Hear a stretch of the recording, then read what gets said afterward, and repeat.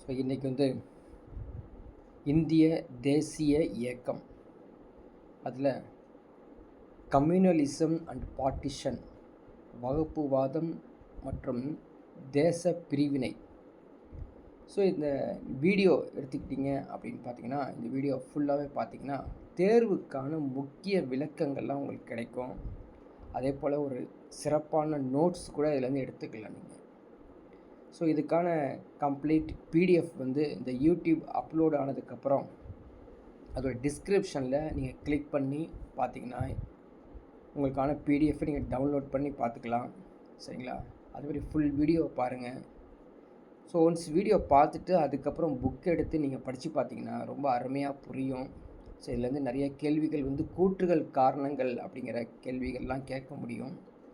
அதனால் கேர்ஃபுல்லாக கம்ப்ளீட்டாக வாட்ச் பண்ணுங்கள், ஸ்கிப் பண்ணி பார்க்காதீங்க.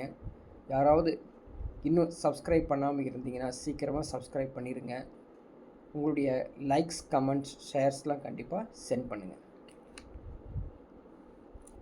அப்புறம் இந்த டாபிக் வந்து எங்கே இருக்குது அப்படின்னு பார்த்தீங்கன்னா, இந்திய தேசிய இயக்கமுடைய கண்டென்ட் தான் இப்போ நீங்கள் பார்த்துட்ருக்குது. இந்த கண்டென்ட் வந்து ஸோ வரிசையாக டாபிக் வந்தோம்னா கடைசியாக வந்து பாருங்கள், 7th சாப்டர் இல்லையா? 7th சாப்டரில் வந்து பார்த்தீங்கன்னா ஸோ கம்யூனலிசம் அண்ட் பார்ட்டிஷன். இந்த டாபிக் எங்கே இருக்குது பாருங்கள், 12th ஸ்டாண்டர்டு ஹிஸ்ட்ரி லெசன் 6 8.1 இருக்குது. 10th ஸ்டாண்டர்ட் ஹிஸ்ட்ரி 7th யூனிட்டில் இருக்குது, 7.5 to 7.6. ஸோ இது கண்டிப்பாக தெரிஞ்சுக்கணும், இது எங்கே இருக்குது அப்படின்னு. அப்போ தான் எடுத்து படிக்க முடியும்.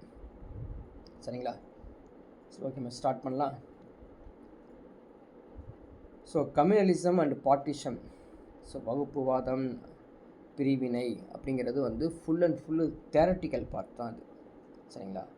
ஸோ பிஃபோர் தட் ஒரு சின்னதாக ஒரு டைம்லைன் சார்ட்டு நீங்கள் தெரிஞ்சு வச்சுக்கணும். சரிங்களா? சின்னதாக ஒரு டைம்லைன் சார்ட். என்ன டைம்லைன் சார்ட் பாருங்க, 1498 1498. அடுத்தது வந்து பார்த்தீங்கன்னா 1857, 1885, 1915. அப்படியே போனோம்னா கடைசியாக 1947 சுதந்திரம் அடைஞ்சிருச்சு. இதுதான் அந்த டைம்லைன் சார்ட். ஒவ்வொரு நிகழ்வு நடந்திருக்குது தெரியுமா? அப்போ தான் இந்த டாப்பிக்குடைய என்ட்ரன்ஸே உள்ளே போக முடியும். 1498 அட்வென்ட்னா என்ன அர்த்தம்? அட்வென்ட் ஆஃப் ஐரோப்பியர்கள் வந்து நம்ம நாட்டுக்குள்ளே வருகை உள்ளே வந்தது 1498. அதுக்கப்புறம் பிரிட்டிஷ் ஃபார்ம் ஆயிடுச்சு. அதுக்கப்புறம் என்ன பண்ணுறாங்க, பிரிட்டிஷ் வந்து ஃபார்ம் ஆயிடுச்சு, பிரிட்டிஷ் அரசாங்கம். ஓகேவா? 1857 என்னது? The great revolt.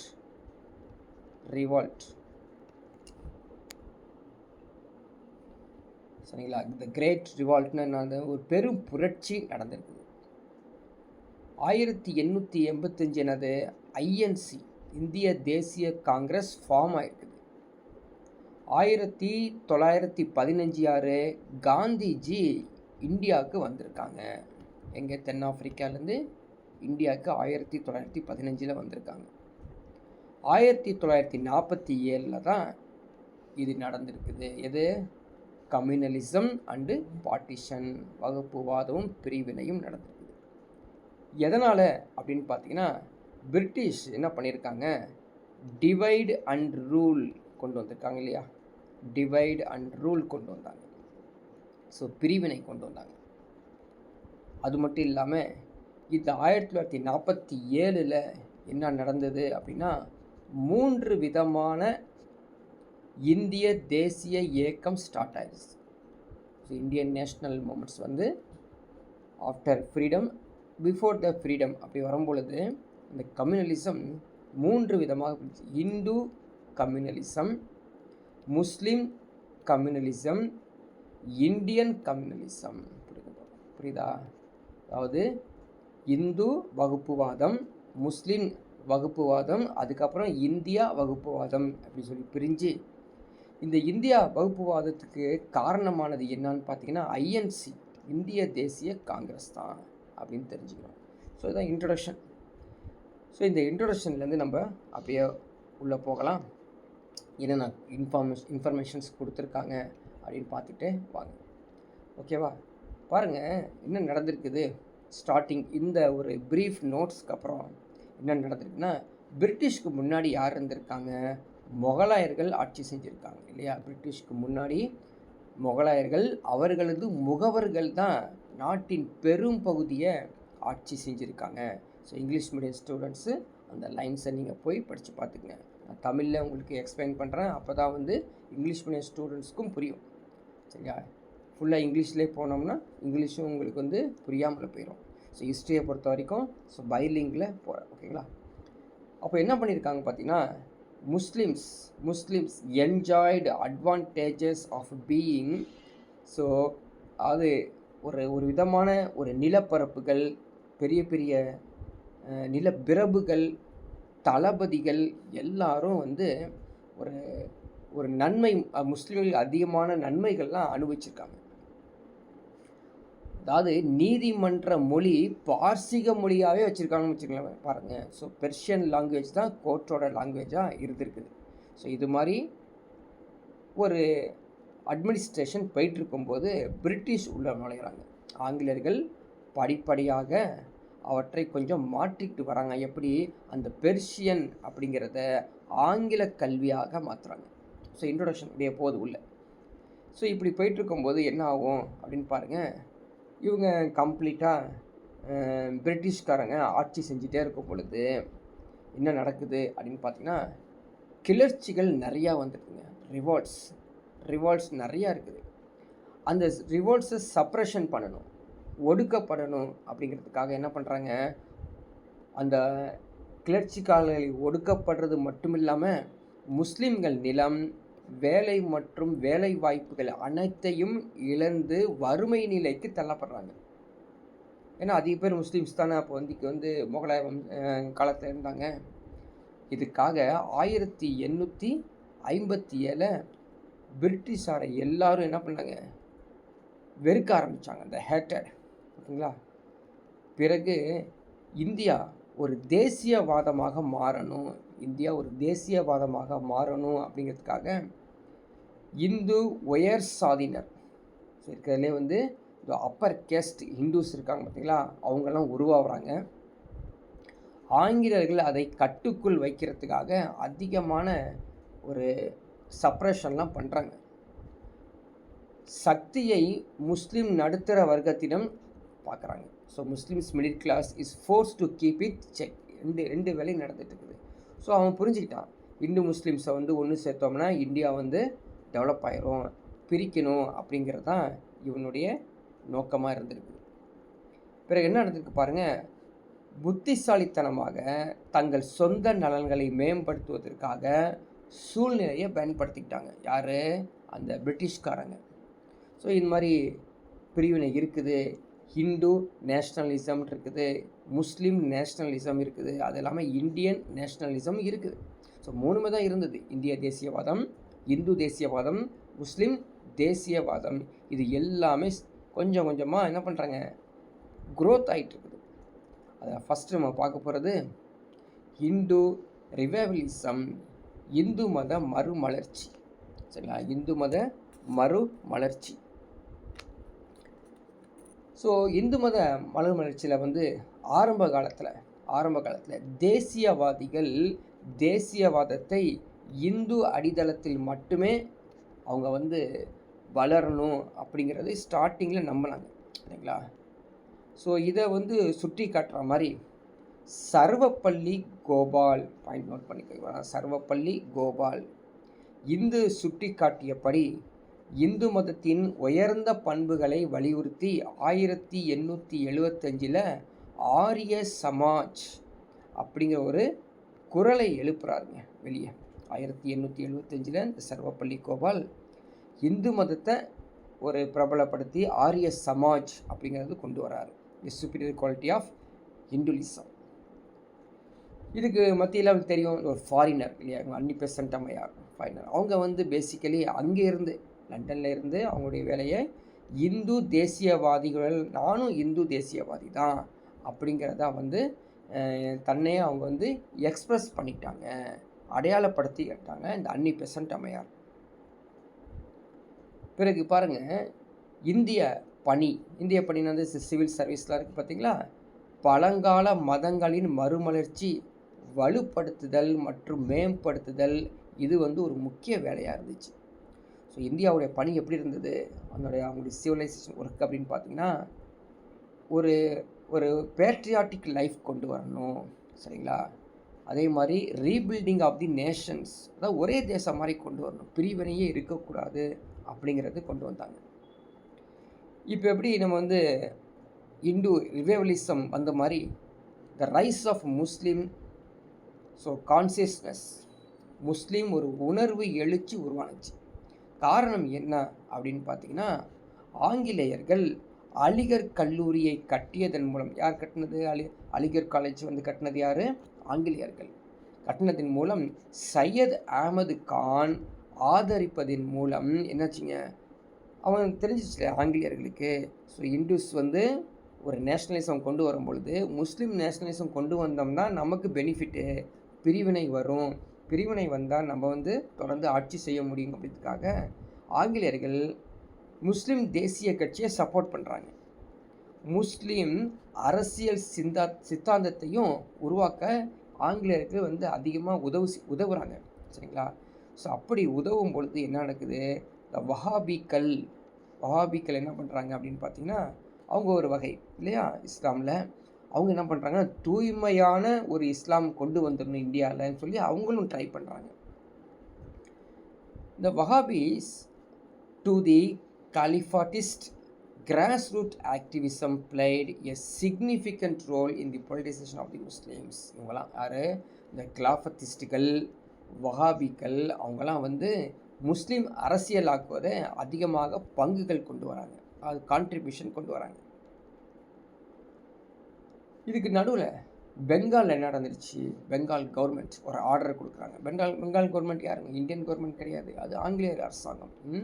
1870களில் வங்காள அரசாங்கத்தின் ஒரு உத்தரவு கொடுக்குறாங்க. என்ன உத்தரவு கொடுக்குறாங்க, உருது மொழிக்கு பதிலாக ஹிந்தி மற்றும் பெர்சோ அரேபிய ஸ்கிரிப்டை, சரிங்களா, அந்த எழுத்துக்கள் மூலம் நீதிமன்றங்கள் மற்றும் அலுவலகங்களில் முஸ்லீம்கள் தொழில்முறை குழுவில் மனதில் அச்சத்தை உருவாக்கியது. ஸோ 1870 என்ன நடந்துச்சு அப்படின்னு பார்த்தீங்கன்னா, உருது மொழிக்கு பதிலாக இந்தியை வந்து திணிச்சாங்க. அது மட்டும் இல்லாமல் பெர்சோ அரேபியா ஸ்கிரிப்டில் தான் உங்களுக்கு வந்து நீதிமன்றவுடைய டாக்குமெண்ட்ஸ்லாம் வர ஆரம்பிச்சிச்சு.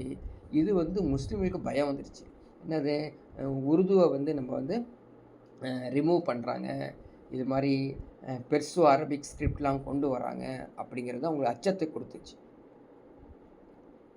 இப்போ என்ன ஆகுது அப்படின்னு பார்த்தீங்கன்னா, பிரிட்டிஷார் இதை யூஸ் பண்ணி பிரித்து ஆளும் கொள்கையை கொண்டு வந்துடுறாங்க, டிவைட் அண்ட் ரூல் பாலிசியை கொண்டு வராங்க. ஸோ ஆங்கிலேயர்கள் அவங்களுடைய சுய நோக்கத்துக்காக என்ன பண்ணுறாங்க, இந்திய அடையாளத்தின் வளர்ச்சியை சரிபார்ப்பது மாதிரி இந்தியர்களின் ஒருங்கிணைப்பு மற்றும் ஒருங்கிணைப்பு முயற்சிகளை தடுப்பது இவங்களோட வேலையாக இருக்குது. ஸோ இந்தியா வந்து ஒரு ஒருங்கிணைப்பாக ஆயிடக்கூடாது, பிரிவினையில் இருக்கணும் அப்படிங்கிறதுக்காக தான் பிரிட்டிஷ் என்ன பண்ணுறாங்க, the British imperialism followed the policy of divide and rule. அவங்க வந்து பிரித்து ஆட்சி கொள்கையை பின்பற்ற ஆரம்பிச்சுறாங்க. இப்போ பார்த்தீங்கன்னா பாம்பே கவர்னர் ஒருத்தர் இருந்தார், சரிங்களா, பாம்பே கவர்னர். அவர் பேர் வந்து பார்த்திங்கன்னா எல்ஃபின்ஸ்டோன் அப்படிங்கிறவர் ஒரு பாம்பே கவர்னர். அவர் ஒரு ரைட்டிங் ஒரு எழுதுகிறாருங்க. என்ன எழுதுகிறாரு அப்படின்னா, டிவைட் இட் இம்பிரா அப்படிங்கிற மாதிரி ஒரு பழமொழி எழுதுற, ஒரு பழையமொழி. என்ன பழமொழி, இந்த ரோமானிய பொன்மொழி என்னது, அது நம்முடையதாக இருக்க வேண்டும் அப்படிங்கிறது ஒரு பாம்பே கவர்னர் எழுதிய அந்த ரோட் இருக்குது பார்த்தீங்களா, ரைட்டிங், அது ரோமன் மோட்டாவில் வந்து ஃபேமஸ் ஆகுது, மற்றவங்களுக்கு அது ரீச் ஆகுது. இப்போ நம்மள தான் இருக்கணும் இல்லையா, யாரோ ஒருத்தர் அங்கே ஆட்சி செய்கிறாங்க, பிரிவினை பண்ணிகிட்ருக்கான் அப்படிங்கிறது தான் இந்த மோட்டோ தெரியுது. ஸோ பிரிட்டிஷ் கவர்மெண்ட் அடுத்த லெவலில் என்ன பண்ணுறாங்க பார்த்தீங்கன்னா, வகுப்புவாத கலவரங்களை முன்வைக்கிறாங்க. சரிங்களா? வகுப்புவாத கலவரத்தை உருவாக்குறாங்க. மத்தியிலும் பிரிட்டிஷ் அரசாங்கம் வகுப்புவாத சித்தாந்தத்திற்கு அரசியலுக்கு சட்டப்பூர்வமான அங்கீகாரத்தையும் கௌரவத்தையும் வழங்குது. அது நீங்கள் வந்து பிரிவினை கொடுத்தீங்கன்னா அதுக்கு வந்து அங்கீகாரம் கொடுக்கறது. சரிங்களா? So governors challenge the communal rights post. சரிங்களா? இது ஒரு பக்கம் நடந்துட்டு இருக்குது. இன்னொரு பக்கம் பார்த்தீங்கன்னா, சையத் அகமது கான் இவருடைய கான்ட்ரிபியூஷன், இவருடைய ரோல் என்னவா இருக்குது அப்படின்னு பார்த்தீங்கன்னா, இவர் வந்து முதல்ல ஃபஸ்ட்டு இந்த சையத் அகமது கான் முதல்ல எங்கே இருந்தார் அப்படின்னா, காங்கிரஸை ஆதரித்தார். சையத் அகமது கான் முதலில் காங்கிரஸை வந்து அவர் வந்து இனிஷியலி சப்போர்ட்டிவாக இருக்கார். இந்துக்களால் ஆளப்படும் நாட்டில் முஸ்லிம்கள் சிறுபான்மையராக இருப்பதைப் போல ஆதரவற்றவர்களாக இருப்பார்கள் என சிந்தனைக்கு மாற்றப்பட்டார். சரிங்களா? இப்போ என்னாச்சுன்னா, அரசாங்கத்துடன் ஒத்துழைப்பதன் மூலம் அவர் தனது சமூகத்திற்கு தகுதியை விட பெரிய பங்கை பெறுவார் என நம்பினார். சரிங்களா? ஸோ வந்து அவருக்கு ஒரு அச்சமாயிருச்சு. முஸ்லீம்ஸ் வழியாக சையத் அகமது கான் அவர் என்ன பண்ணுறாரு, காங்கிரஸில் இருந்துட்டு இப்போது இந்து முஸ்லீம்ஸ் டிவிஷன் இருக்குது, இதனால் முஸ்லீம்ஸ் வந்து மைனாரிட்டிஸாக போயிடுவாங்க அப்படிங்கிறதும் அவருடைய கான்ட்ரிபியூஷனாக இருக்குது. அடுத்தது பாருங்கள், பத்ருதீன் தியாப்ஜி அவர் ஒருத்தர். மும்பையில் ரஹமத்துல்லா சயானி, சென்னையில் நவாப் சையத் முகமது பகதூர், வங்காளத்தில் ரசூல். இந்த முஸ்லீம் தலைவர்கள்லாம் யாரை சப்போர்ட்டிவாக இருக்காங்க? காங்கிரஸுக்கு தான் சப்போர்ட்டிவாக இருக்காங்க இனிஷியலி. ஸோ இவங்களுடைய நேம்ஸ் தான் நீங்கள் ஞாபகம் வச்சுக்கணும். பத்ருதீன் தியாப்ஜி, ரஹமத்துல்லா சயானி, நவாப் சையத் முகமது பகதூர், சென்னை, ஒவ்வொரு ஊரும் ஞாபகம் வச்சுக்கணும். பெங்காலில் வந்து ரசூல். இவங்கெல்லாம் முஸ்லீம் தலைவர்கள் காங்கிரஸுக்கு சப்போர்ட் பண்ணுறாங்க. இதை பேஸ் பண்ணி தான் இந்து முஸ்லீம் பிரிவினை என்ன பண்ணுறாங்க, ஷார்ட் பண்ணுறாங்க. அந்த டிவைடு வந்து என்ன பண்ணுறாங்க, நேரோ ஆக்குறாங்க. நேரோ ஆக்கி இந்த ஐஎன்சி ஃபவுண்டேஷன் ஆகுது, ஐஎன்சி அடித்தளமாகுது, ஐஎன்சியை உருவாக்குறாங்க. நாட்டின் அனைத்து சமூகங்களின் உண்மையான குறைகளை ஆங்கிலேயர்களுக்கு முன் வைக்கணும். இப்போது இந்துக்கு வைக்கணும், முஸ்லீம்ஸ்க்கு வைக்கணும் அப்படின்னு சொல்லாமல் இந்தியர்களுக்கு வைக்கணும். இந்தியர்கள் போய் ஆங்கிலேயர்களுக்கு முன்னாடி எங்களுக்கு எவ்வளோ பிரச்சனைகள் இருக்குது, இந்த பிரச்சனைலாம் எங்களுக்கு சால்வ் பண்ணி கொடுங்க அப்படிங்கிறத ஒரு நேராக போய் அவங்க கொடுக்கணும். அப்படிங்கிறதுக்காக தான் இந்த ஐஎன்சி உருவாக்கப்பட்டது, இந்திய தேசிய காங்கிரஸ். ஆனால் இந்த சையத் அகமது கான் மற்றும் லண்டன் பிரிவு கவுன்சிலில் இடம்பெற்ற முதல் இந்தியரான சையத் அமீர் அலி போன்ற முஸ்லீம் தலைவர்கள் காங்கிரஸை இந்துக்களின் பிரதிநிதித்துவ அமைப்பாக முன்னிறுத்தினார்கள். சரிங்களா? ஸோ இவங்கெல்லாம் ஒரு ஸ்டேஜில் அவங்க வந்து கொஞ்சம் பிரிவு கொண்டு வராங்க. அங்கே லண்டன், நம்மளுடைய இங்கே கவுன்சில் எதுவுமே கிடையாது, இந்தியாவில் எந்த கவுன்சிலும் கிடையாது, எல்லாம் லண்டனில் போகணும். இங்கே வந்து நம்ம கவுன்சிலில் செலக்ட் ஆனாலும், கவுன்சிலில் எலெக்ட் ஆனாலும் லண்டனில் போய் தான் நீங்கள் வந்து எதையும் சப்மிட் பண்ண முடியும், அங்கே தான் நடக்கும் எல்லாமே. அதனால் நம்ம வந்து லண்டனுக்கு யார் போவா? ஏழைகள் யாருமே போக முடியாது. ஸோ செல்வந்தர்கள், கவுன்சிலர் இருக்கவங்க, அவங்க தான் போக முடியும். இப்படி பார்த்தீங்கன்னா 1885 காங்கிரஸ் என்ன பண்ணுறாங்க, 72 டெலிகேட்ஸ் பிரதிகளில் 2 மட்டுமே முஸ்லீம்ஸ்களாக இருந்தாங்க. சரி, மைனாரிட்டிஸ் காமிக்கிறாங்க. 72 பிரதிநிதிகளில் 2 மட்டுமே முஸ்லீம்ஸ்களாக இருந்தாங்க. ஸோ முஸ்லீம்கள் இதில் பங்கேற்பது ஆட்சியாளர்கள் மத்தியில் தங்கள் சமூகத்திற்கு எதிராக ஒரு பாதகமான எதிர்வினையை உருவாக்கும் அப்படிங்கிறத வந்து முஸ்லீம் தலைவர்கள் என்ன பண்ணுறாங்க, எதிர்க்கிறாங்க. ஸோ எகென்ஸ்ட் தி கம்யூனிட்டி அப்படின்னு சொல்கிறோம். ஸோ இது மாதிரி போகும்போது என்ன ஆகும் அப்படின்னு பார்த்தீங்கன்னா, உள்ளாட்சி தேர்தல் நடக்குது. உள்ளாட்சி தேர்தலில் லோக்கல் பாடி எலெக்ஷனில் இந்த வகுப்புவாதத்தை கொண்டு வராங்க. எப்படி வகுப்புவாதத்தை கொண்டு வராங்க பாருங்கள்.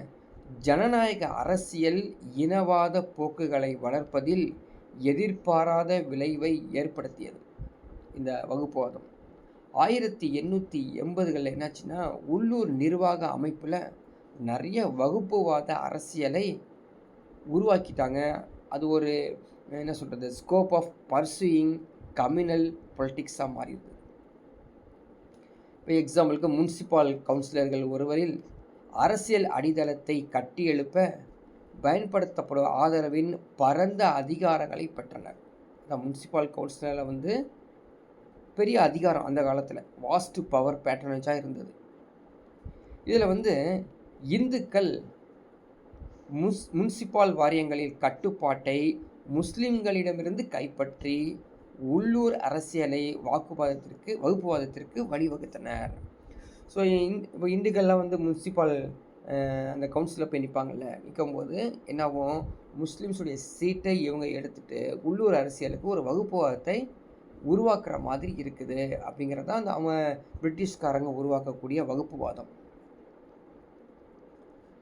பஞ்சாப் இந்து சபையின் முதன்மை செய்தி தொடர்பாளரும் பின்னர் ஆரிய சமாஜத்தின் தலைவருமான லால் சந்த், இவருடைய பேரை ஞாபகம் வச்சுக்கணும், எக்ஸாம்பிள் கேட்பாங்க. Lal Chand the principal spokesperson of Punjab Hindu Sabha and later leader of Arya Samaj.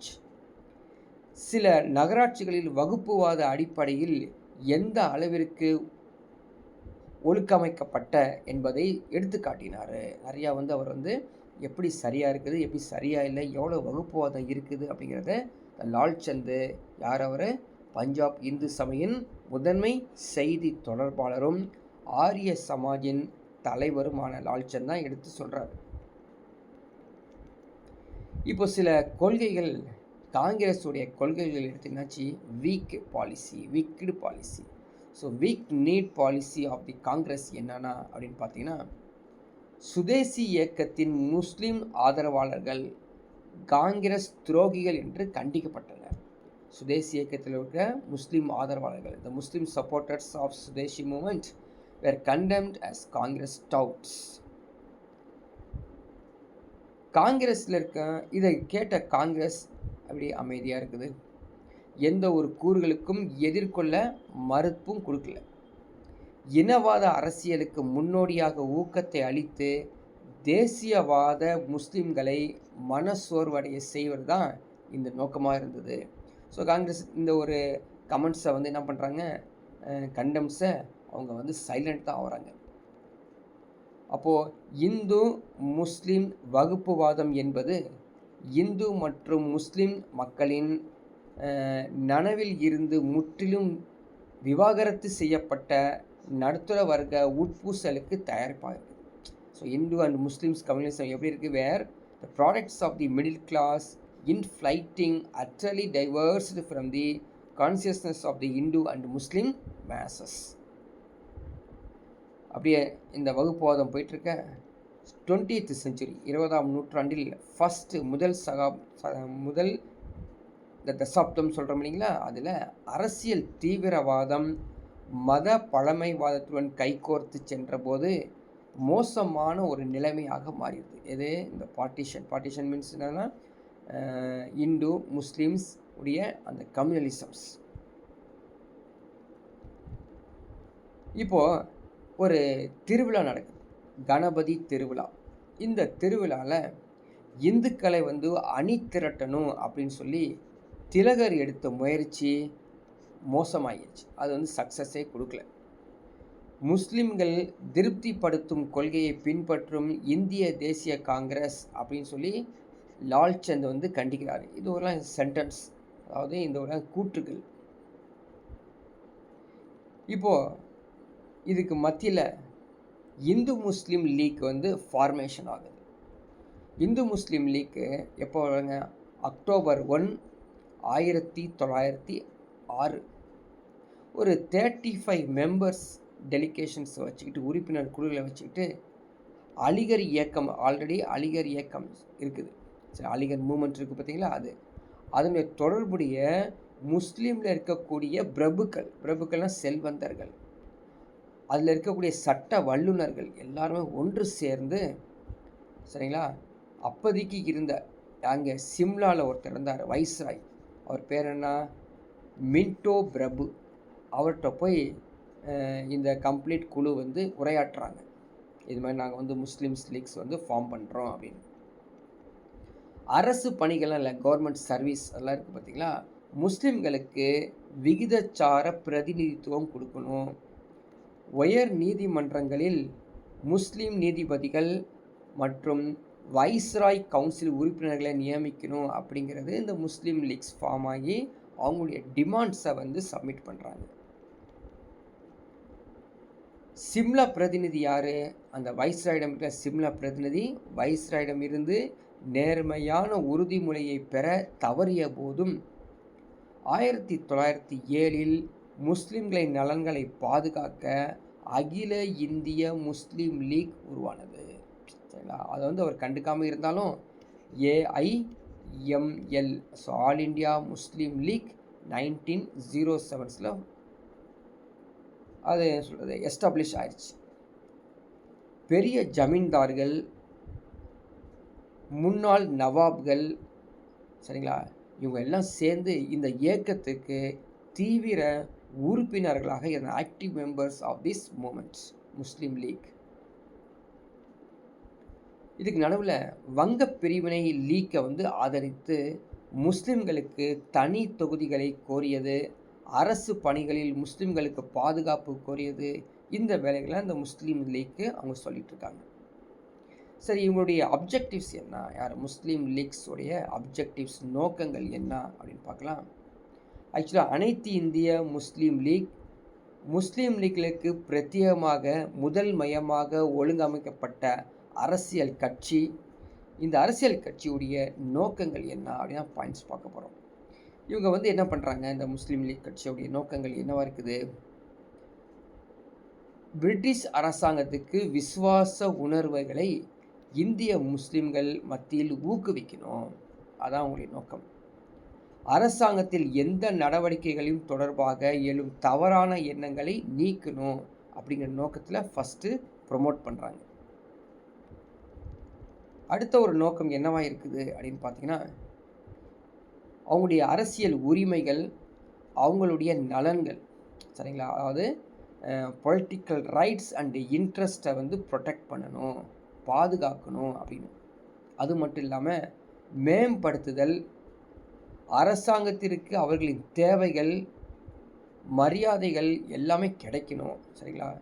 Respectively represents their needs the aspirations to the governments, இதான் கிடைக்கணும் அப்படிங்கிற நோக்கத்தோடு தான் இந்த முஸ்லீம் லீக்ஸ் உருவாகுது. அதே மாதிரி பாரபட்சம் இல்லாமல் மற்ற சமூகங்கள் மீது இந்து முஸ்லீம்களிடையே விரோத உணர்வை எழுவதை தடுப்பது. So to prevent the rise among the Muslims. So அவங்க மேலே இருக்கக்கூடிய விரோத உணர்வு இருக்குது பார்த்தீங்களா, the feeling of hostility towards the communities without prejudice to the aforementioned objects of League, இதெல்லாம் வந்து தடுக்கணும் அப்படிங்கிறதுக்காக கொண்டு வந்தது.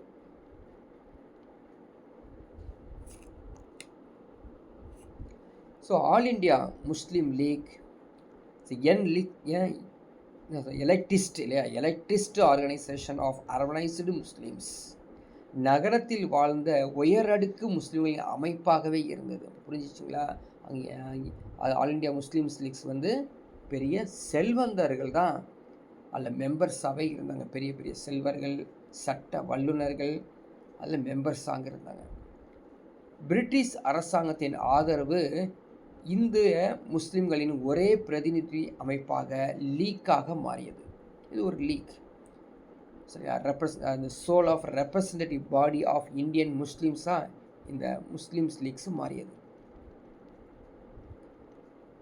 இந்த இந்தியன் முஸ்லிம்ஸ் லீக் 3 ஆண்டுகளுக்குள், ஸோ வித்தின் 3 years, முஸ்லிம்களுக்கு தனி தொகுதி என்ற நிலையை வெற்றிகரமாக அடைந்தது. முஸ்லிம்களுக்கு தனி அரசியலமைப்பு அடையாளத்தையும் இந்த ஆல் இண்டியா முஸ்லீம் லீக்ஸு வாங்கி கொடுத்துட்டாங்க. இதுக்காக ஒரு பேக்ட், லாக்னோ பேக்ட், எப்போ 1916. ஸோ இது ஐஎன்எம்மில் அங்கங்கே வரக்கூடிய அந்த டைம் லைன்ஸை வந்து நீங்கள் மனப்பாடம் பண்ணி வச்சுக்கணும்.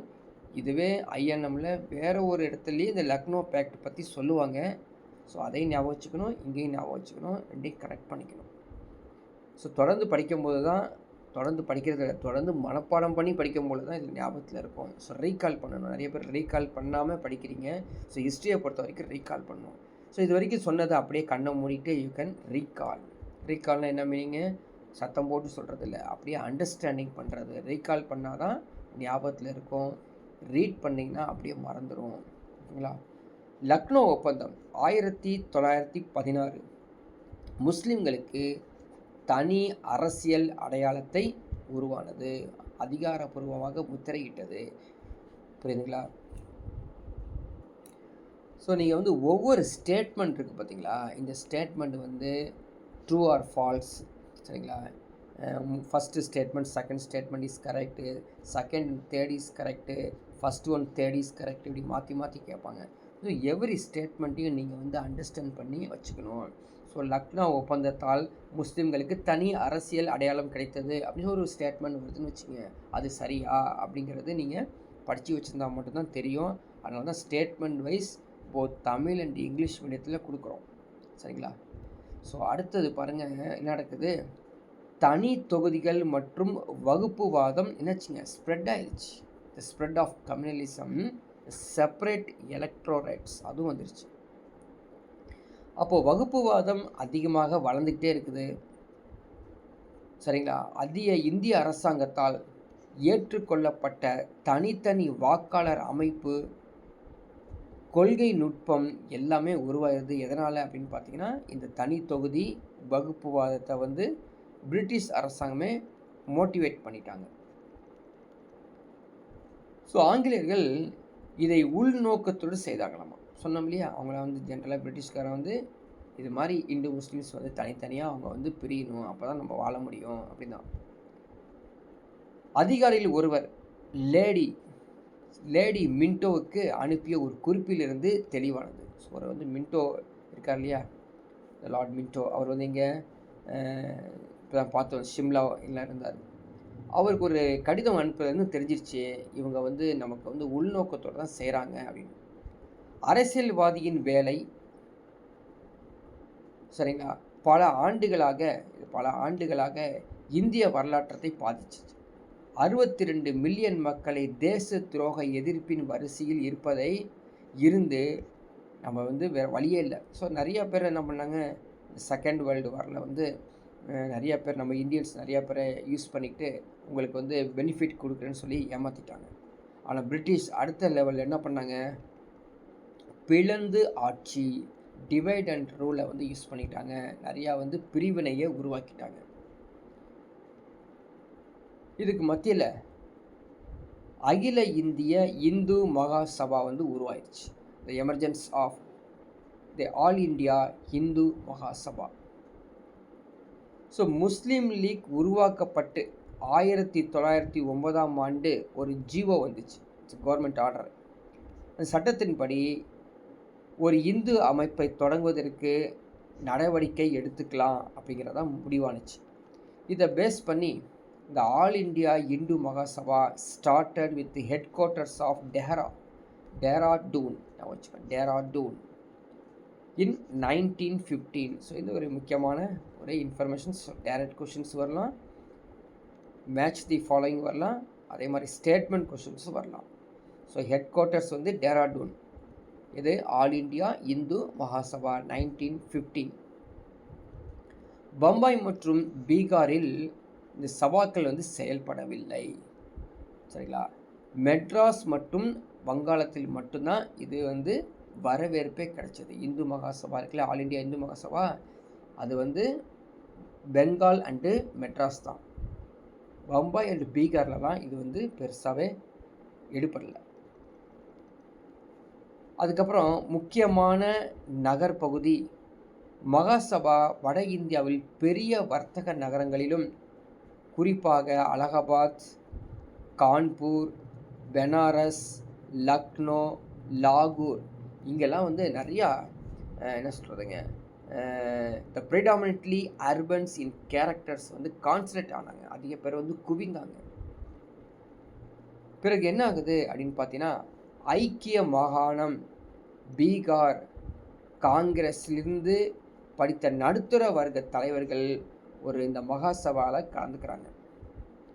இதுக்கு மத்தியில் வகுப்புவாத பிரிவினைவாத அரசியலுக்கு கிலாபத் இயக்கம் சற்று ஓய்வு கொடுத்தது. அவங்க என்ன பண்ணுறாங்க, இந்த கம்யூனலிஸ்ட் இருக்குது பார்த்திங்களா, அந்த கம்யூனலிஸ்ட்டுக்கு கொஞ்சம் கண்டுக்காத மாதிரி கொஞ்சம் கொயிட் ஆகிறாங்க. யார்? கிலாஃபத் மூமெண்ட். இதன் விளைவாக 1920 1922க்கு இடையில் மகாசபாவும் அவங்களுடைய ஆக்டிவ்னஸை ஸ்லோ பண்ணுறாங்க, அவங்களுடைய ஃபங்க்ஷனை சீஸ் பண்ணிக்கிறாங்க.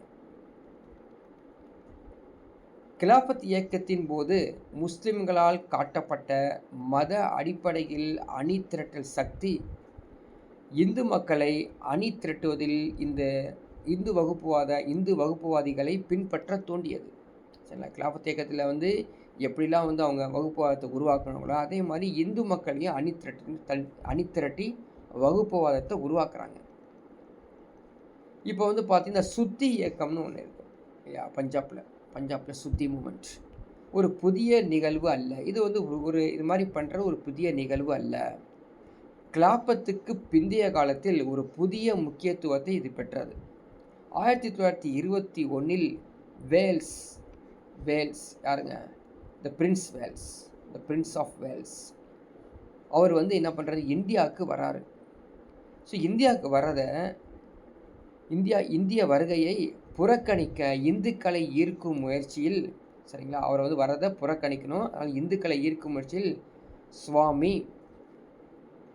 சரதானந்தா பாசு பாதுகாப்பு பிரச்சாரத்தை ஏற்பாடு செய்து மகாசபையை புதுப்பிக்கிறார். ஸோ யார் இந்த இந்து மகாசபையை புதுப்பிக்கிறாரு பார்த்துக்கங்க, சுவாமி சரதானந்தா இந்துக்களை ஒன்று சேர்த்து பாதுகாப்பு பிரச்சாரத்தை ஏற்படுத்தி இந்த மகாசபா என்ன பண்ணுறாங்க, கொஞ்சம் புத்துயிர் கொடுக்குறாரு. 1921 இன்னொரு ரெபிலியன்ஸ் நடக்குது, மலபார் கிளர்ச்சி.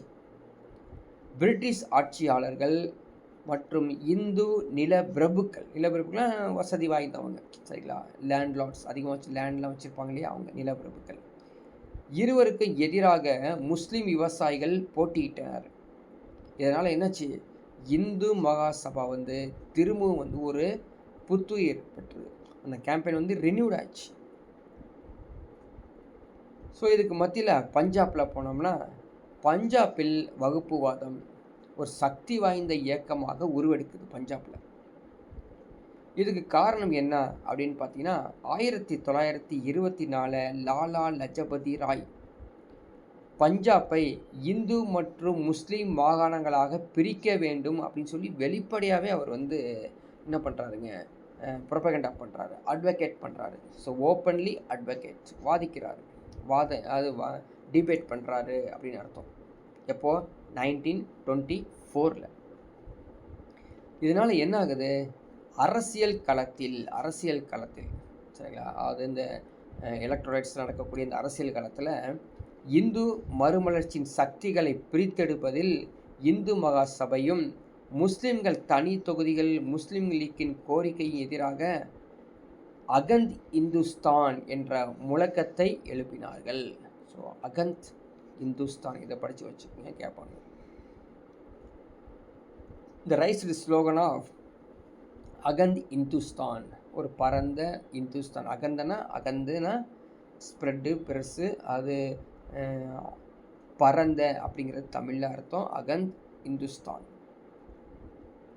சுதந்திர போராட்டத்தில் மகாசபையில் பிரிட்டிஷ் ஆட்சிக்கு ஆதரவாக இல்லாவிட்டாலும் தேசியவாத இயக்கத்திற்கு தன் முழு ஆதரவை வழங்கவும் இல்லை. இதுவும் செய்யலை.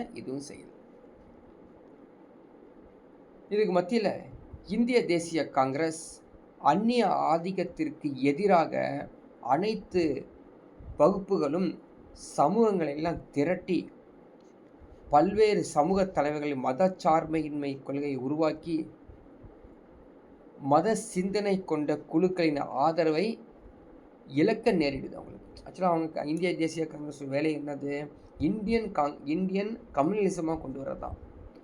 இந்து முஸ்லீம் பிரிவு இருக்கக்கூடாது, இந்து முஸ்லீம் ஒன்றாக இருந்து இந்திய கம்யூனலிசமாக கொண்டு வரணும். அதில் அவங்களுக்கு என்ன கிடைக்குதுங்க, ஃபெயிலியர் தான் கிடச்சிருக்குது. So good not press the principle of secularism family for the fear of the losing the support of religious minded groups.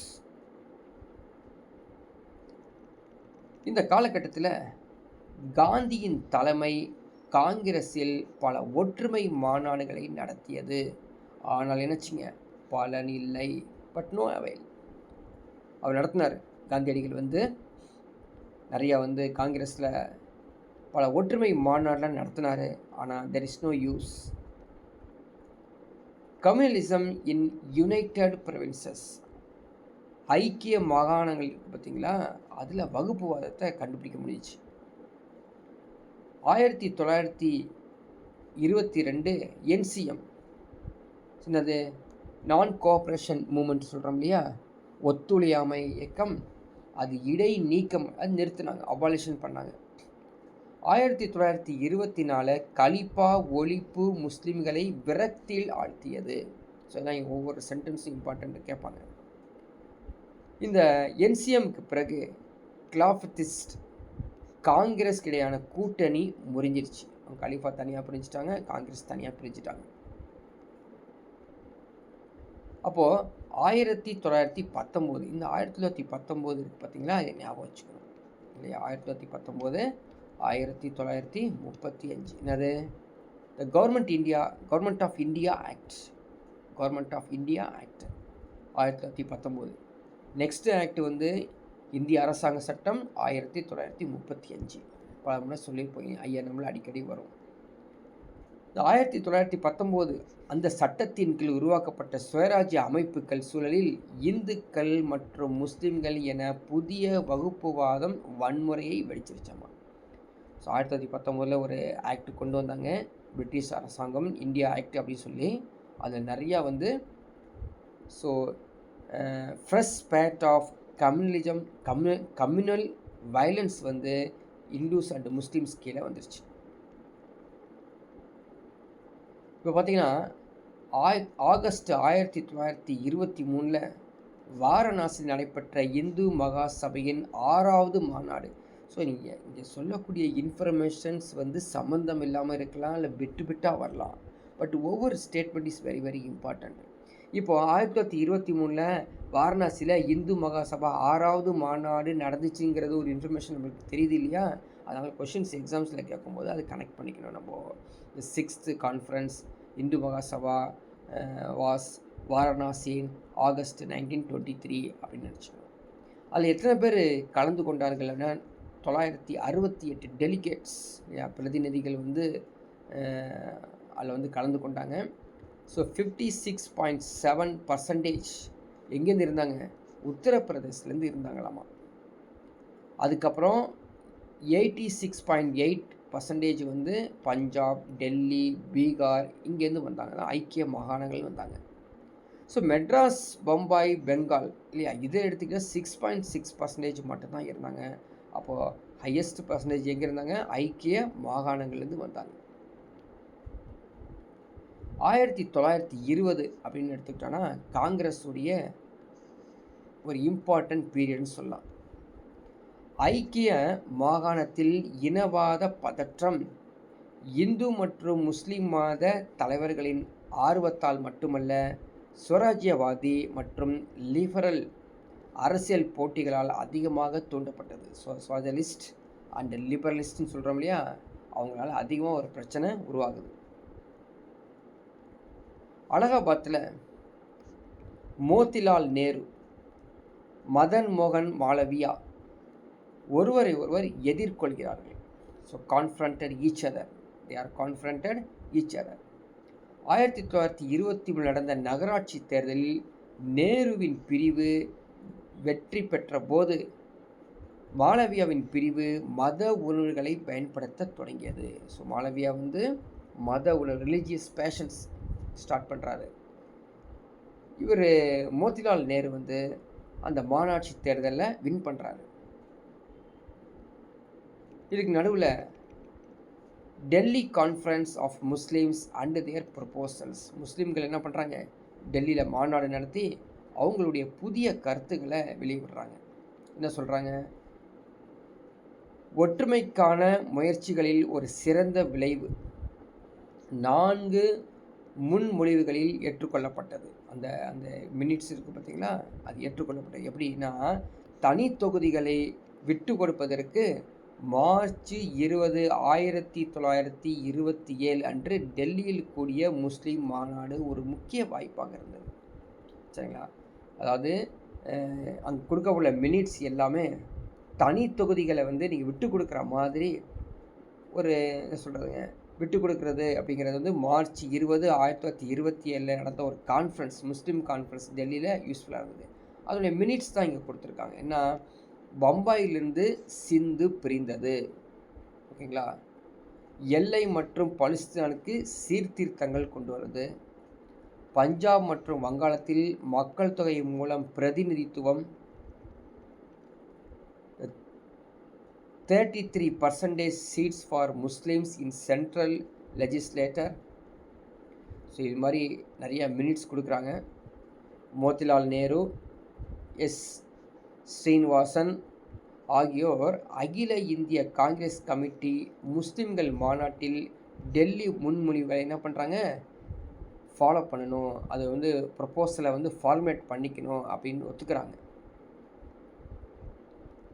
ஆனால் வகுப்புவாதம் அவ்வளவு ஆழமான வேர்களை தாக்கியதால் அந்த முயற்சி என்னாச்சுங்க, ஃபெயிலியர் ஆயிடுச்சு. இந்து முஸ்லீம் பிரச்சனை மனிதனை விட்டு கையை விட்டு போய்விட்டதாமா அப்படின்னு சொல்லி யார் சொல்கிறாங்க, காந்தி தெரிவித்திருக்கிறார். ஸோ காந்தி சொன்னது என்ன அப்படின்னா, த Gandhi commented that Indo-Muslim issue had passed out human hands. மனித கையிலிருந்து இந்த பிரிவினை கைவிட்டு போயிடுச்சாமா. ஸோ இதுக்கு இந்த பிளவுகளுக்கு இடையே சரோஜினி இருக்காங்க, சரோஜினி நாயுடு இந்து முஸ்லீம் ஒற்றுமைக்காக ஒரு பெரிய தூதராக இருந்தாங்க. அப்படி இருந்தவ தான் ஜின்னா, முகமது அலி ஜின்னா. 1928 கல்கத்தாவில் நடைபெற்ற அனைத்து கட்சி மாநாட்டில் கலந்து கொண்டு இந்து மகாசபா உறுப்பினர்கள் மற்றும் அனைத்து திருத்தங்களையும் அவர் நிராகரிக்கிறத ஏமாற்றம் அடைஞ்சார். அங்கே ஒரு அதிகமாக திருத்தத்தை கொண்டு வந்தாங்க இல்லைங்களா, அதுக்கு முகமது அலி ஜின்னா ஏமாற்றம். இதனால் என்னச்சுங்க, ஒற்றுமைக்கான எந்த சாத்தியமும் இல்லையாமா. ஸோ ஒற்றுமை வரணும் இந்து முஸ்லீம்ஸ் அப்படிங்கிறது எந்த சாத்தியமும் இல்லாமல் போயிடுச்சு. அதற்கு பிறகு பெரும்பாலான முஸ்லிம்கள் காங்கிரஸிடம் இருந்து விட அரசாங்கத்திடம் இருந்து நல்ல ஒப்பந்தத்தை பெறுவார்கள் என நம்பினார்கள். இதுக்கு நடுவில் ஒரு அவார்ட்ஸ்லாம் கொடுக்க ஆரம்பிச்சிட்டாங்க. என்ன, வகுப்புவாத விருது கொடுக்குறாங்க. இதனால் பெரிய பின் விளைவுகள் நடந்துருச்சு. என்னென்ன பின் விளைவுகள் பார்க்கலாம். பிரிட்டிஷ் அரசாங்கம் அவங்க தான் அந்த வகுப்புவாதத்தை ஊக்குவிக்கிறாங்க. ஸோ செகண்ட் ரவுண்ட் டேபிள், இரண்டாவது வட்டமேசை மாநாட்டிற்கான பிரதிநிதிகள் கூட அவர்களின் வகுப்புவாத அடிப்படையிலேயே தேர்ந்தெடுக்கப்பட்டாங்க. ஸோ முஸ்லீம்ஸ் எடுத்தால் இந்துஸ் எடுக்கிறதில்ல, இந்துஸ் எடுத்தால் முஸ்லீம்ஸ் எடுக்கிறதில்ல. இதனால் என்ன ஆகும், வட்டமேசை மாநாடு தோல்வி ஆயிடுச்சு. தோல்வியானதுக்கப்புறம் பிரிட்டிஷ் பிரதம மந்திரி ராம்சே மெக்டொனால்ட் சமூக விருதை அறிவித்தார். இது அரசியல் சூழலை மேலும் சீர்குலைத்தது. ஸோ மெக்டொனால்ட் இருக்கால, அங்கே Ramsay MacDonald announced the communal award which further vitiated the political climate. இப்போ பாருங்க, 1925 என்ன உருவாகுது, ராஷ்ட்ரிய ஸ்வயம் சேவா சங், ஆர்எஸ்எஸ், ராஷ்ட்ரிய ஸ்வயம் சேவக் சங் 1925 நிறுவப்பட்டது. ஸோ 1,00,000 தொண்டர்கள் அந்த ஆர்எஸ்எஸில் குவிக்கிறாங்க. கேபி ஹெட்கவர், விடி சவார்கர், எம்எஸ் கோல்வால்கர் இந்து ராஷ்டிராவின் கருத்தை விரிவுபடுத்துகிறாங்க. ஸோ இந்துஸ்தானில் உள்ள இந்து அல்லாத மக்கள் இந்து கலாச்சாரத்தையும் மொழியையும் ஏற்றுக்கொள்ள வேண்டும் சொல்லி வாதிடுறாங்க. ஸோ எப்போ நம்மளுக்கு வந்து என்ன இப்போ தெரிஞ்சுக்கணும் அப்படின்னா, எக்ஸாமில் ஆர்எஸ்எஸ் எப்போ தோன்றியது அப்படிங்கிற இன்ஃபர்மேஷன் சொல்ல தெரியுது 1925 அப்படின்னு. இந்த விடி சவார்கர் இந்து மக்கள் நாமே ஒரே தேசம் என்றை வலியுறுத்தினார். காங்கிரஸ் தனது உறுப்பினர்கள் மகாசபை அல்லது RSS 1937 ஆண்டிலேயே 1932 ஆண்டு டிசம்பரில் தான் காங்கிரஸ் காரிய கமிட்டி உருவாகி காங்கிரஸில் நீட்டிப்பதற்காக மகாசபை உறுப்பினர்கள் தகுதி நீக்கத்தை அறிவித்தாங்க. இந்த காங்கிரஸ் அவங்களுடைய மினிஸ்ட்ரிஸ் கொடுக்குறாங்க. இந்த ஃபஸ்ட்டு காங்கிரஸ் மினிஸ்ட்ரிஸ். இந்த இந்திய தேசிய காங்கிரஸில் மகாத்மா காந்தியால் தான் தேசியவாதம் அப்படின்னு உருவாக்கப்பட்டது. So nationalism of the INC was personified by Mahatma Gandhi. Arya Samaj Aligarh இயக்கம் இந்த குறுகிய காலத்தில் இதை நிராகரிக்கிறாங்க. மகாத்மா காந்தி பல்வேறு மதங்களுக்கு அப்பாற்பட்ட அரசியல் அடையாளத்தை உருவாக்கணும் அப்படின்னு சொல்லி நிறைய பாடுபடுறாரு. அரசு ஆதரிக்கும் வகுப்புவாதம் இருந்த போதிலும் INC இந்தியாவில் ஒரு மேலாதிக்க அரசியல் சக்தியாகவே வளர்ந்துட்டு இருந்துச்சு. ஸோ INCயோட மீனிங்கை இந்தியன் நேஷனலிசம் கொண்டு வரதுன்னு. 11வது மாகாணங்களில் 1937 காங்கிரஸ் என்ன பண்ணுறாங்க, அந்த மாகாண எலெக்ஷனில் காங்கிரஸ் வெற்றி பெறாங்க. இது ஒரு மிகப்பெரிய கட்சியாகவும் பிறகு உருவாயிருது. முஸ்லீம் லீக்குடைய செயல்பாடு ஃபங்க்ஷன்ஸ் இருக்குது பார்த்தீங்களா, அவங்களுடைய சரியாக இல்லை. 4.8%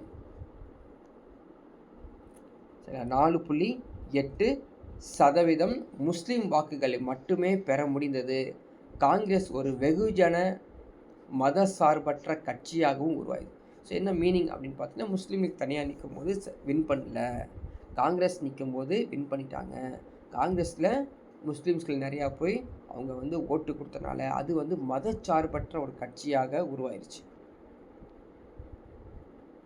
ஆனால் அரசாங்கம் என்ன பண்ணுறாங்க, பிரிட்டிஷ் அரசாங்கம் இந்து அமைப்பாக முத்திரை குத்தி முஸ்லீம்களின் உண்மையான பிரதிநிதியாக முஸ்லீம் லீக் தான் அப்படின்னு சொல்லி பிரிக்கிறாங்க.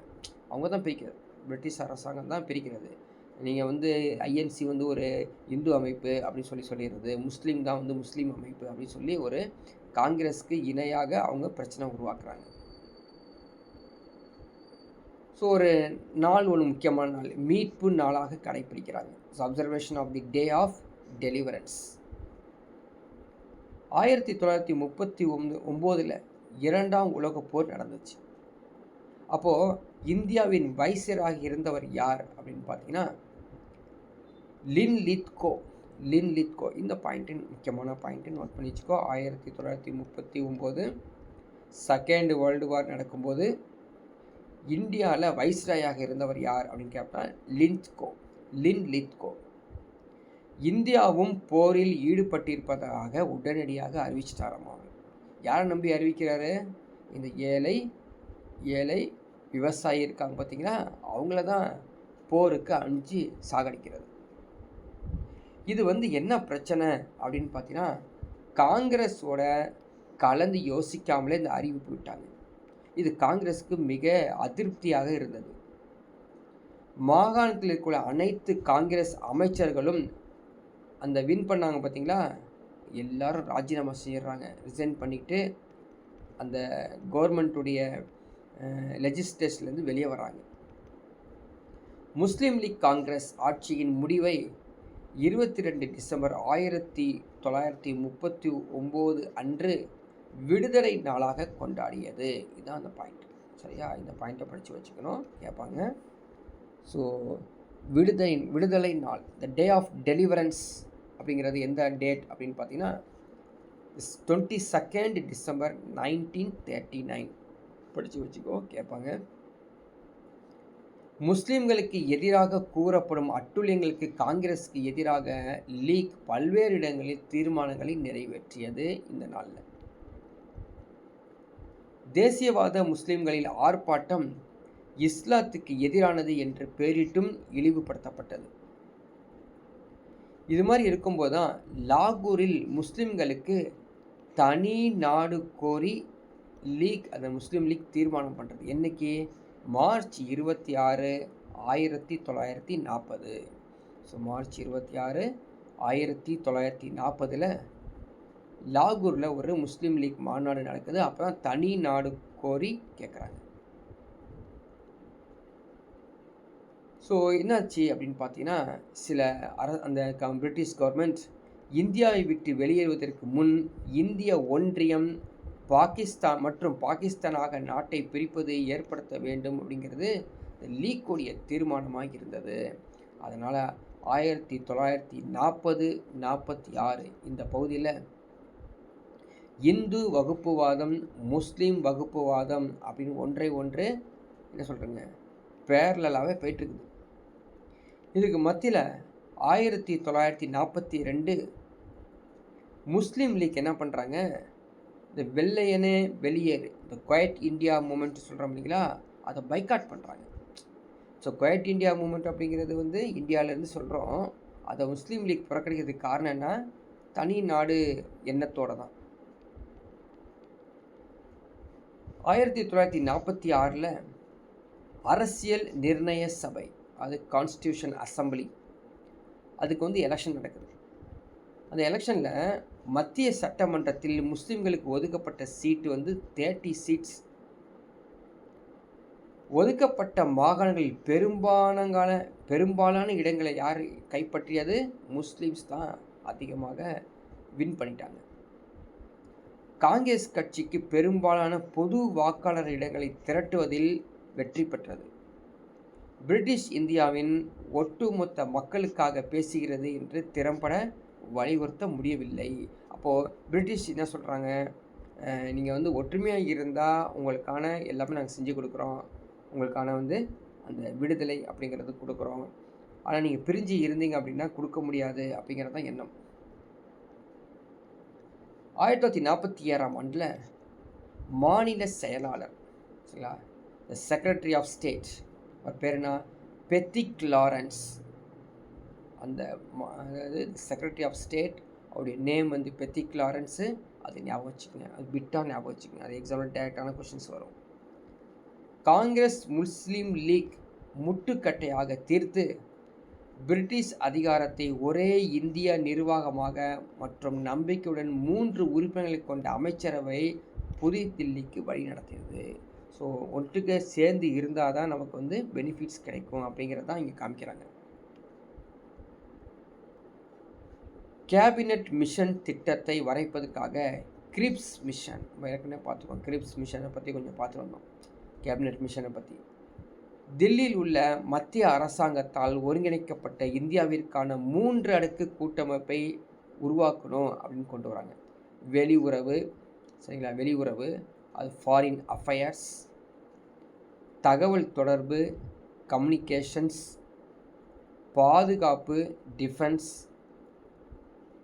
தொழிற்சங்க விஷயங்கள், சரியா, தொழிற்சங்க விஷயங்கள் எல்லாத்தையுமே கொண்டு வரணும் அப்படிங்கிறதான் கிரிப்ஸ் மிஷனோட முக்கியமானது. எப்படி இந்த டே ஆஃப் டெலிவரன்ஸ் பார்த்தோம் பார்த்தீங்களா, அதே போல் இந்த டைரக்ட் ஆக்ஷன் டே, நேரடி நடவடிக்கை நாள். ஸோ இந்தியா இல்லையா, ஒரு துணை கண்டம் ஆல்ரெடி தெரியும், 3 பெரிய குழுக்களாக பிரிக்கப்பட்டது. எப்படி இந்த 3 குழு அப்படின்னு பாருங்கள், group A, group B, group C. Group ஏல இந்துக்கள் பெரும்பான்மையாக உள்ள மாகாணங்கள். குரூப் பி முஸ்லிம்கள் பெரும்பான்மையாக இருக்கக்கூடிய த ப்ரொவின்சிஸ். குரூப் சி முஸ்லிம்கள் பெரும்பான்மையாக உள்ள வங்காளத்தையும் இந்துக்கள் பெரும்பான்மையாக உள்ள அஸ்ஸாமையும் உள்ளடக்கியது. ரெண்டும் குரூப் சி.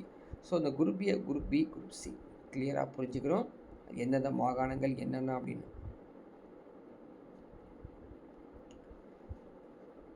முகமது அலி ஜின்னாவும் காங்கிரஸும் அமைச்சரவை திட்டத்தை என்ன பண்ணுறாங்க, ஏற்றுக்கிறாங்க. எப்போது, ஜூலை 29, 1946. ஓகேங்களா. முஸ்லீம் லீக் அமைச்சரவை தனி திட்டத்தை, அதனுடைய பணி திட்டத்தை நிராகரிக்கும் தீர்மானமும் ஏற்றுக்கொள்ளப்பட்டது. ஆகஸ்ட் 16 அன்று எதிர்ப்பு தெரிவிக்கும் வகையில் இந்தியா முழுவதும் உள்ள முஸ்லிம்களை நேரடி நடவடிக்கை தினமாக கடைபிடிக்க அழைப்பு விடுத்தது. ஸோ இந்த பாயிண்ட்ஸ் வந்து முக்கியமானது. என்னைக்கு டேட்டுங்க? என்னைக்கு டேட்டு? ஆகஸ்ட் 16. ஸோ ஆகஸ்ட் 15 சுதந்திர நாள். இது ஆகஸ்ட் 16. ஸோ ஆகஸ்ட் 16 என்னது? டைரக்ட் ஆக்ஷன் டே. டைரக்ட் ஆக்ஷன், நேரடி நடவடிக்கை தினம். அது இப்போ நம்ம வந்து அதை வந்து கொண்டாடல, பட் அந்த காலத்தில் 1947க்கு முன்னாடி இருந்ததாக சொல்லிட்டுருக்கோம். கல்கத்தாவில் 4 நாட்களாக நடந்த கலவரமும் கொலையும் ஒரு பயங்கரமான வன்முறையாக இருந்தது. வேவல்னு இருந்தார் இல்லையா, வேவலை தொடர்ந்து வேவல்ஸை வந்து எடுத்துட்டாங்க. மவுண்ட் பேட்டன் இந்தியாவிற்கு இந்து பிரிவினை திட்டத்தை செயல்படுத்தி அதிகாரத்தை மாற்றியவர் இந்த மவுண்ட் பேட்டன் தான். So partition of British India அப்படின்னு கொண்டு வந்துடுறாரு. அது பிரிவினை, பார்ட்டிஷன் ஆஃப் பிரிட்டிஷ் இந்தியா. வங்கம் மற்றும் பஞ்சாப் மாகாணங்களை பிரிக்கணும். ஆனால் பிரித்தாங்க இல்லையா, எந்த ஒரு பிளானும் சொல்லவில்லை, எந்த ஒரு பிளானும் செய்யலைங்க. அதை தொடர்ந்து நிறைய மைக்ரேஷன்ஸ், இடம்பெயர்வு தான் ஏற்பட்டது. கிழக்கு வங்கத்திலிருந்து மேற்கு வங்காளம் வரை இந்துக்களும், பீகார் மற்றும் மேற்கு வங்கத்திலிருந்து கிழக்கு வங்கம் வரை முஸ்லீம்களும். எங்கெங்க பார்த்துங்க. So East Bengal to West Bengal, அங்கே ஹிந்துஸ் மைக்ரேட் ஆகிறாங்க. Muslims from Bihar and West Bengal to East Bengal. So ஆப்போசிட்டாக போகிறாங்க. ஸோ ஜென்ரலி வீணும் இல்லையா, நீங்கள் வந்து போட்டுக்கணும். இது ஈஸ்ட்டு, இது வெஸ்ட்டு, ஓகேவா? இப்படி போகிறது ஹிந்துஸ், இப்படி போகிறது முஸ்லீம்ஸ். இப்படி நீங்கள் அந்த மாதிரி ஒரு டயக்ராம்ஸ் போட்டால் தான் ஞாபகத்தில் இருக்கும், இட்ஸ் கன்ஃபியூஸ் ஆகிடும். மேற்கு பஞ்சாப் உள்ள இந்துக்களும் சீக்கியர்களும் கிழக்கு பஞ்சாபில் உள்ள முஸ்லீம்கள் மேற்கு பஞ்சாபிலும் இடம்பெறாங்க. ஸோ இதையும் நீங்கள் வந்து பஞ்சாப் அப்படின்னு வச்சுக்கோங்க. ஸோ ஈஸ்ட் வெஸ்ட் இல்லையா, இது வந்து ஈஸ்ட்டு, இது வெஸ்ட். எப்படி மேற்கு டு, ஸோ வெஸ்ட்டு டு ஈஸ்ட்டில் வந்து ஹிந்துஸ் அண்டு சிக்ஸ், ஓகேவா? அது வெஸ்ட்டு பஞ்சாப், இது ஈஸ்ட் பஞ்சாப். அதே மாதிரி கிழக்கில் இருந்து மேற்கு யார்? முஸ்லீம்ஸ். ஸோ ரெண்டையுமே வந்து பார்த்துக்கணும், ரெண்டையும் கம்பேர் பண்ணிக்கணும், ஞாபகம் வச்சுக்கணும். ஸோ இந்தியாவிற்கும் பாகிஸ்தானுக்கும் இடையே எல்லைகள் ஒவ்வொரு கிராமத்தில் உள்ள மக்களின் மதத்தின் அடிப்படையில் தீர்மானிக்கப்பட வேண்டும் அப்படின்னு சொல்லி பார்ட்டிஷன் கொண்டு வராங்க. என்னென்ன கொண்டு வந்துடுறாங்க பாருங்கள். ரிவர்ஸ், ரோட்ஸ், மவுண்டன்ஸ், இதை வந்து மார்க் பண்ணி வைக்கிறாங்க. முஸ்லிம்கள் பெரும்பான்மையாக இருந்த கிராமங்கள், ஆனால் முன்மொழியப்பட்ட பாகிஸ்தானுடைய இணைக்கப்படாத கிராமமாகவும் மாறியது. அதிகமாக முஸ்லீம்ஸ் இருந்தாலும் அது வந்து பாகிஸ்தான் பக்கம் போகலை. இந்துக்கள் பெரும்பான்மையாக இருந்த கிராமங்கள், ஆனால் இந்தியாவின் முன்மொழியப்பட்ட பிரசிடென்ட் இணைந்திருக்கவில்லை.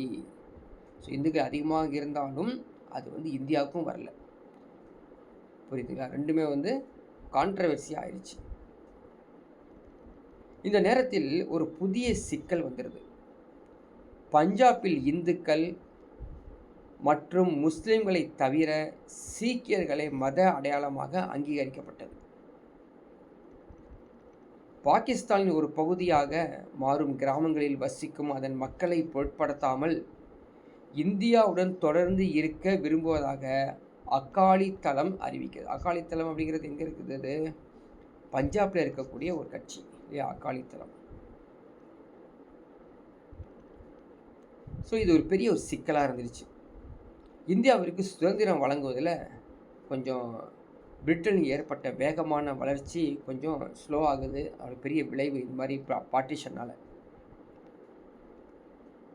பிப்ரவரி 20, 1947, சரிங்களா? பிப்ரவரி 20, 1947. அப்போதைக்கு ஒரு பிரைம் மினிஸ்டராக இருந்தவர் எங்கள் அவர் தான் என்ன பண்ணுறாருங்க, டிக்ளேர் பண்ணுறாரு.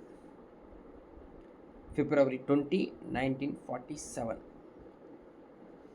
ஜூன் 30, 1948 ஆங்கிலேயர்கள் இந்தியாவிலிருந்து வெளியேற வேண்டும் அப்படின்னு ஒரு டிக்ளேர் பண்ணுறாரு. புரியுதுங்களா? அதாவது 1947 February 20 பிரைம் மினிஸ்டர் அட்லி ஒரு டிக்ளரேஷன் கொடுக்குறாரு. அப்போ அன்றைக்கி டேட்டில் டிக்ளரேஷன் கொடுக்குறாரு. என்ன சொல்கிறாரு, ஜூன் 30, 1948 இந்தியாவில் இருக்கக்கூடிய யாரெல்லாம் நீங்கள் வந்து பிரிட்டிஷ்காரர் இருக்கீங்களோ அவங்களாம் வந்து ரிட்டர்ன் வந்துடணும், அங்கே இருக்கக்கூடாது அப்படின்னு. மார்ச் 22, 1947 அவங்க ஏற்கனவே பார்த்தோம் இல்லையா, வேவல்ஸை எடுத்துடுறாங்க. அவருக்கு பதிலாக வைஸ்ராய் வந்தவர் தான் மவுண்ட் பேட்டன் பிரபு. அவர் வந்ததுக்கப்புறம் இந்தியர்களுக்கு அதிக அதிகாரத்தை மாற்றுவதற்கான களத்தை அவர் அமைச்சு கொடுத்தார் மவுண்ட் பேட்டன் பிரபு. ஜூன் 3 பாருங்கள், இந்த டைம் லைன்ஸ்லாம் படித்து வச்சுக்க, மனப்பாடம் பண்ணி வச்சுக்கோங்க. ஜூன் 3, 1947 மவுண்ட் பேட்டன் பிரிட்டிஷ் விலகல் தேதியை ஆகஸ்ட் 15, 1947 உயர்த்தினார். சரிங்களா? So Mountbatten advanced the date of British withdrawal to August 15, 1947. சொன்னது எப்போ? ஜூன் 3, 1947.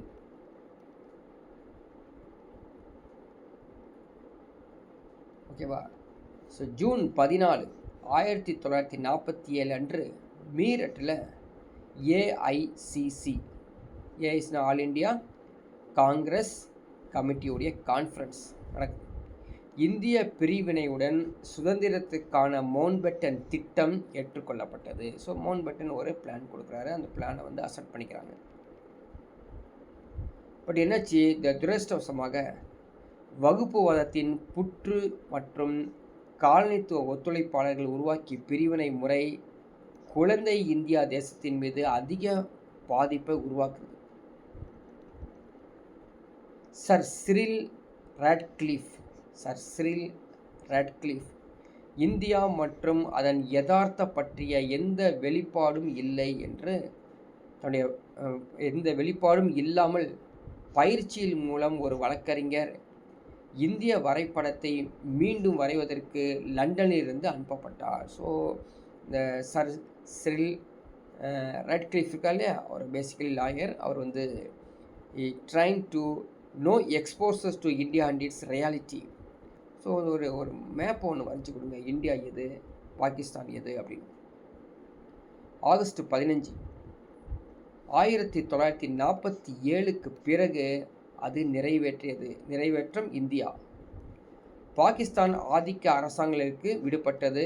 ஸோ ராட்க்ளிஃப் ஜூலை 8, 1947 இந்தியாவுக்கு வர்றாரு. வந்து அதோடைய எக்ஸ்பிளனேஷன்லாம் கொடுக்குறாரு. 2 எல்லை கமிஷன்களுக்கு தலைமை தாங்கும் பொறுப்பு அவருக்கு வழங்கப்பட்டது. அது அந்த இந்தியா பாகிஸ்தானுடைய எல்லை. ஒன்று பஞ்சாப், மற்றொன்று பெங்கால். சில பஞ்சாப் அப்படிங்கிறது நம்ம ஊர் பஞ்சாப் கிடையாது. பஞ்சாப் வந்து பாகிஸ்தானில் இருக்கக்கூடிய பஞ்சாப். இது பஞ்சாப்லேயும் ஒரு பாகிஸ்தான்லேயும் ஒரு பஞ்சாப் இருக்குது. ஓகேங்களா? ஸோ 1941 மக்கள் தொகை கணக்கெடுப்பு. பாருங்கள், இது ஒரு சென்சஸ். 1941 இது வரைக்கும் எத்தனை சென்சஸ் நடந்திருக்குது? இப்போது 2027 ஒரு சென்சஸ் எடுக்க போகிறாங்க. இது எத்தனாவது சென்டென்ஸ்? படித்து வச்சுக்க, எக்ஸாமில் கேட்பாங்க. சென்சஸ் மக்கள் தொகை கணக்கெடுப்பு எடுக்க போகிறாங்க. சரிங்களா? இப்போது ஸோ சென்ட்ரல் கவர்மெண்ட் வந்து இப்போ ரீசெண்டாக அனௌன்ஸ் பண்ணிக்காங்க, நான் 2027 மக்கள் தொகை கணக்கெடுப்பு ஆரம்பிக்க போகிறேன். 2026 27 நினைக்கிறேன். ஸோ சரியான தெரியல, செக் பண்ணிக்கங்க. ஆரம்பிக்க போகிறாங்களாமா. அதில் வந்து எத்தனாவது இந்தியாவிலே எத்தனாவது கணக்கெடுப்பு? இதுக்கு முன்னாடி எடுத்தது 2011 எடுத்தாங்க. லாஸ்ட்டு அதாவது எடுக்கப்பட்டு 2011 இல்லையா? இப்போ 2027 எடுக்க போகிறாங்க. சரி. ஸோ 1941 மக்கள் தொகை கணக்கெடுப்பு அடிப்படையில் கிராமங்களை இந்து அல்லது முஸ்லீம் பெரும்பான்மையாக கண்டறிய 5 வாரங்கள் கமிஷன் ஒன்று உருவாக்குறாங்க.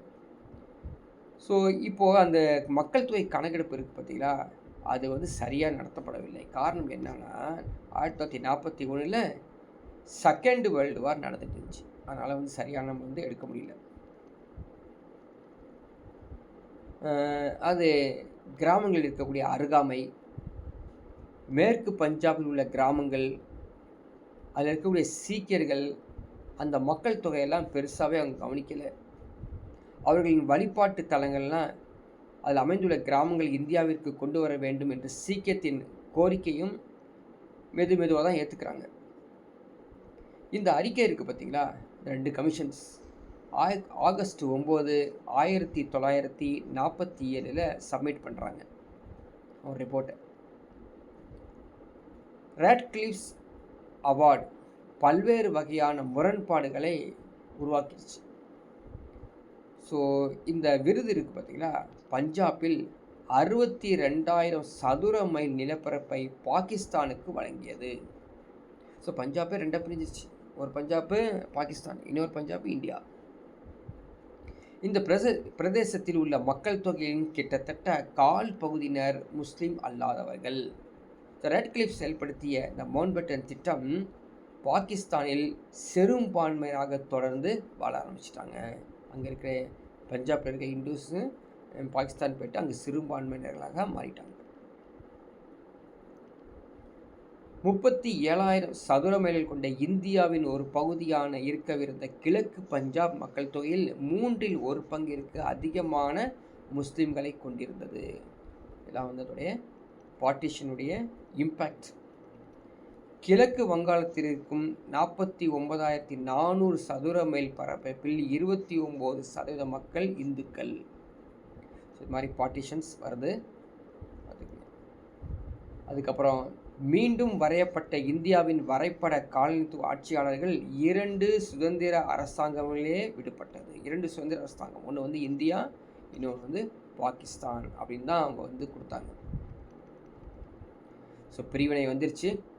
இந்தியாவில் 42 மில்லியன் முஸ்லீம்களும், பாகிஸ்தானில் 20 மில்லியன் முஸ்லீம்கள் அல்லாதவர்கள். யார்? ஏன் இந்துக்கள்னு சொல்ல, இந்துக்களும் இருக்காங்க, சிந்திகளும் இருக்காங்க, சீக்கியர்களும் இருக்காங்க. இது மாதிரி பார்ட்டிஷன் போயிடுச்சு. இந்து முஸ்லீம் வன்முறைகளுக்கு மத்தியில் நடைபெற்ற இந்திய பிரிவினை ஒரு சுமூகமான மாற்றத்தையும் கிடைக்கவே இல்லை. ஸோ இந்த ரின் மிட்டினிட்டி, ரின் கலகம், INA சோதனை, இந்து முஸ்லீம் ஒற்றுமையை வெளிப்படையாகவே காட்சிகள் இருந்த போதிலும் இந்தியாவின் பல பகுதிகளில், பெரும்பாலும் பஞ்சாப் மற்றும் வங்காளத்தில் வகுப்புவாத கலவரங்கள் சாதாரணமாக நடந்துருச்சு. நிறையா வந்து பிளவுகள் ஏற்பட்டுச்சு. இரு தரப்பிலும் உள்ள சிறுபான்மையினர்கள் அதிகமாக பயந்தாங்க. பாதுகாப்பு இல்லாத சூழ்நிலையும் போணுச்சு. ஆகஸ்ட் மற்றும் நவம்பர் 1947க்கு இடையில் சுமார் 4.5 மில்லியன் மக்கள் மேற்கு பாகிஸ்தானை விட்டு இந்தியாவிற்கும் கிழக்கு பஞ்சாப் மற்றும் டெல்லி உள்ள நகரங்களை அடைந்தார்கள்.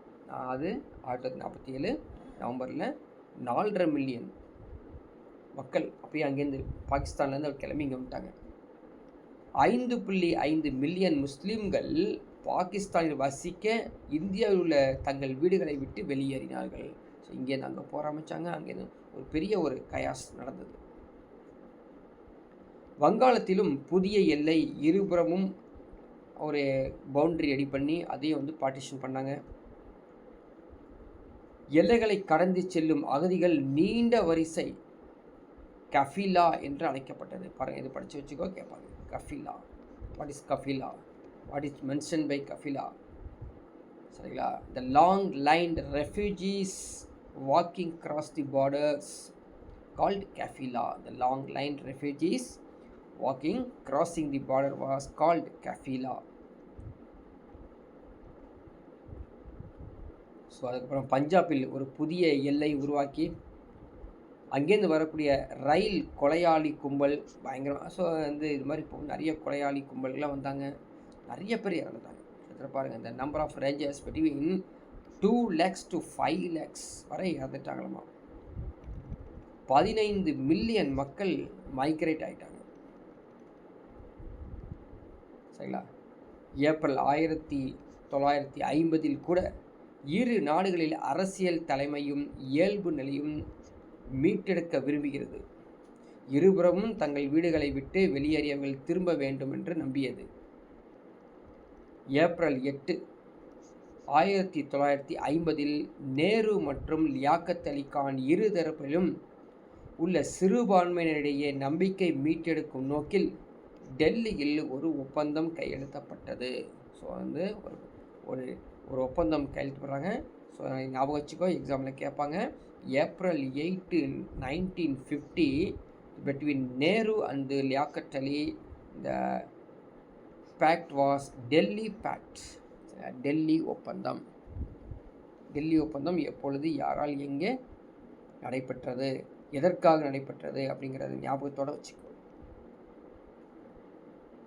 ஸோ டோட்டலி பார்ட்டிஷன் ஆயிடுச்சு. இப்போ இந்தியாவுடைய நிலைமையை பார்க்கலாம். த நம்பர் ஆஃப் சேலஞ்சஸ், நிறைய சேலஞ்சஸ் இருக்குது இந்தியாவுக்கு. பெரிய சவால்களோட தான் இந்தியாவே 1947லேருந்து 1950 எடுத்துக்கிட்டிங்க அப்படின்னா இந்த காலகட்டம் பயங்கரமான இந்தியாவுக்கு வந்து சவால்கள் இல்லையா.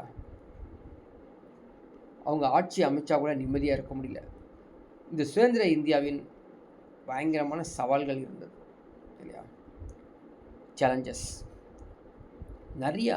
பார்ட்டிஷனால் சரியான கிராப்லிங் வித் கான்சிக்வன்ஸ் சொல்லுவாங்க. பின் விளைவுகள் அதிகமாக இருந்தது. முக்கியமாக எக்கனாமி. அவங்களுக்கு எக்கனாமியும் இல்லை, எஜுகேஷனும் இல்லை.